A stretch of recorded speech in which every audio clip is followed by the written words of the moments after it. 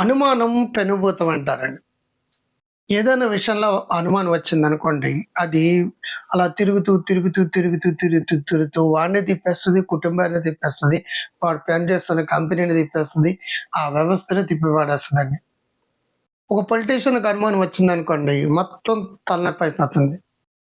ఒక భర్తకు అనుమానం వచ్చిందనుకోండి, కుటుంబం తలనొప్పైపోతుంది. భార్యకి అనుమానం వచ్చిందంటే, ఒకవేళ ఆరోగ్యపరమైన అనుమానం వచ్చిందనుకోండి, ఆడికున్న ఆరోగ్యంతో పోయి అనారోగ్య పీడితుడైపోతాడు.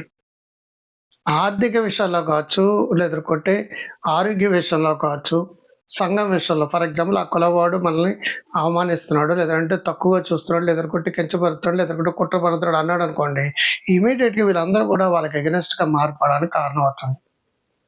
మనం చూసే దృష్టిని బట్టి ప్రపంచం ఉంటుంది.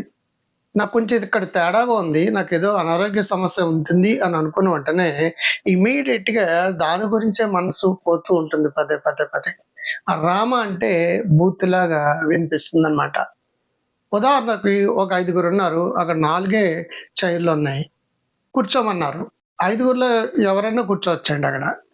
కానీ నలుగురు కూర్చున్నారు. అనుకోకుండా ఒకడు నిలబడవలసొచ్చింది. వాడికి గాన నేను పలానా కులమోడి వల్ల నన్ను చైర్ ఆఫర్ చేయలేదని మనసులో అనుకుంటే, ఇక నుంచి ప్రతి చర్యని అనుమానించడం మొదలుపెడతాడు. ఒక నీడండి, అనుమానం అనేది నీడ. నీ నీడను గూడా నువ్వు అనుమానించావనుకోండి, ఆటోమేటిక్‌గా జీవితాంతం గూడా టెన్షను, యాంగ్జైటీ, భయాలే ఉంటాయి. మరి నమ్మితే చెడిపోరంటే, నమ్మి చెడిపోవచ్చు. కానీ ఎంతో కొంత నువ్వు ఆరోగ్యంగా ఉంటావు. అపనమ్మకంతోటి విషం అనేది బాడీ అంతా నిండిపోతుంది.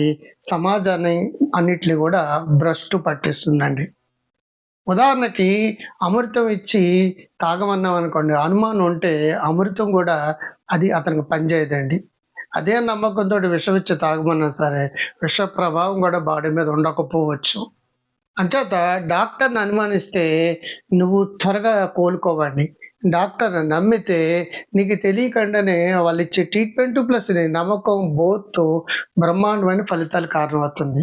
సో, ఆ అనుమానం అనేది ఒక పెనుభూతం. బుర్రలోకి వెళ్ళిందంటే పూర్తిగా నిన్ను గుజ్జు తినేసి నిన్ను పూర్తిగా ఏమీ చేయలేని వాడిగా మారుతుంది. లేతే అగ్రెసివ్ పర్సనల్‌గా మారుతుంది. లేకుంటే ప్యాసివ్ పర్సనాలిటీగా మారుతుంది. లేతే డిప్రెసివ్ పర్సనాలిటీగా మారుతుంది.